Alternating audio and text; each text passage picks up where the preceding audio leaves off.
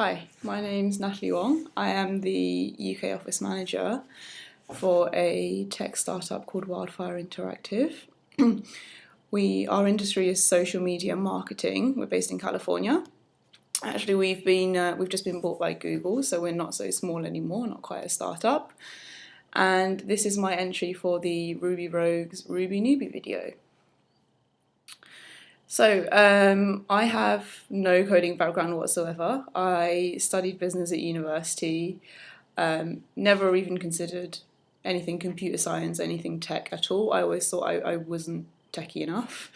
My first exposure to code and Ruby was through the Wildfire engineering team. We have a small team here in London as well. What they use it for. Our product is a social media marketing platform. It basically allows you to host and manage content across various social media channels, for example, Facebook, Twitter, YouTube, etc. That's what they use it for. I use it for nothing in particular at the moment. I'm just learning. I've built a number of basic Rails applications. I'm trying to branch into using, multiple models and more complex associations. Sorry, this is Ruby on Rails that I'm talking about here, by the way. Right now I'm just trying to get my head clear on how everything really works and conceptually really understand Rails and building web apps in general, as well as the Ruby language. My GitHub is wongbat if you're interested in wongbat, W-O-N-G-B-A-T, if you're interested in seeing any of my creations. In terms of resources that I used when I was learning, my first ever book was not Poignant's Guide. It was Miss Enably's Humble Little Ruby book.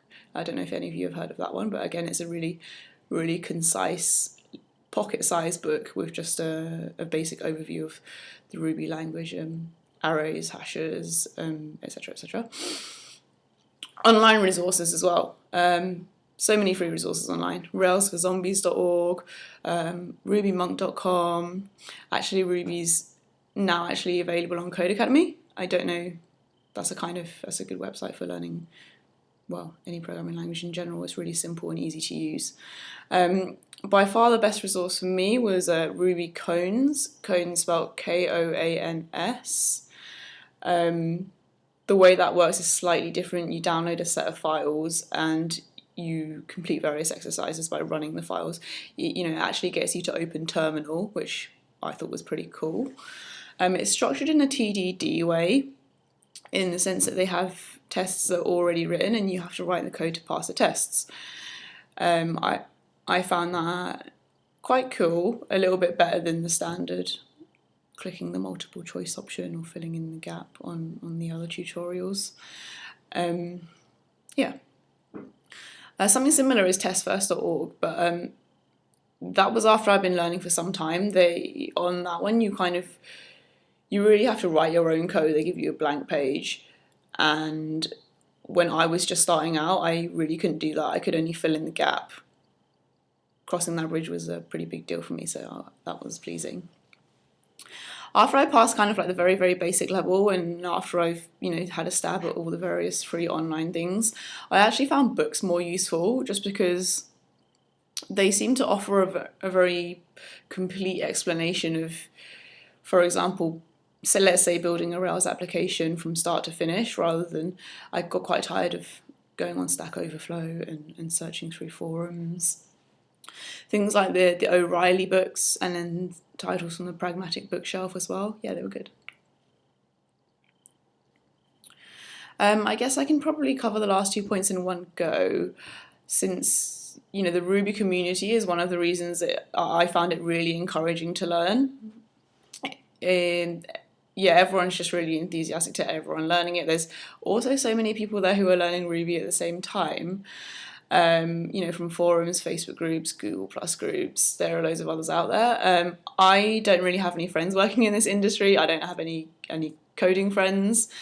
Being based in London was pretty useful. Meetups, which are all free, which is a bit of a bonus. London Ruby user group meetup every month, networking events. I really like that you can either, if you're too shy, you can just sit in the background and listen to the talks, or you can really get your hands dirty and talk to people who have been doing it for years and years and years. And again, everyone's really open-minded about it. So what I found difficult, having no background whatsoever, I found it hard to attribute, when I didn't understand something, it was hard to attribute something that was, you know, is this just like Ruby or Rails convention? Is it something that, you know, I would know and then I'm just missing some big programming logic somewhere?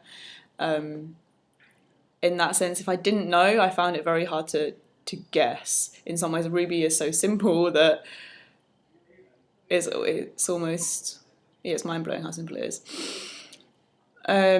Just to touch on Rails a little bit as well, I actually found Rails a lot harder than Ruby language itself. The architecture, the MVC, I don't know, conceptually the whole idea of Rails and building a web application, for that to all come together, as well as actually writing code in Ruby, that was actually hard, particularly data modeling, projecting kind of like, you know, real life situations or applications onto what you have on the computer, like which tables to use and the relationships between those tables, which is the best association to use.